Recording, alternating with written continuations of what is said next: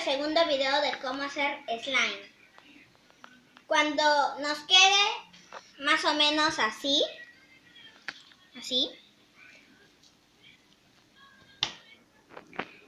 le vamos echando más goma.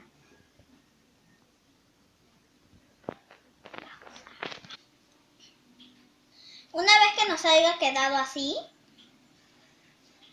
está.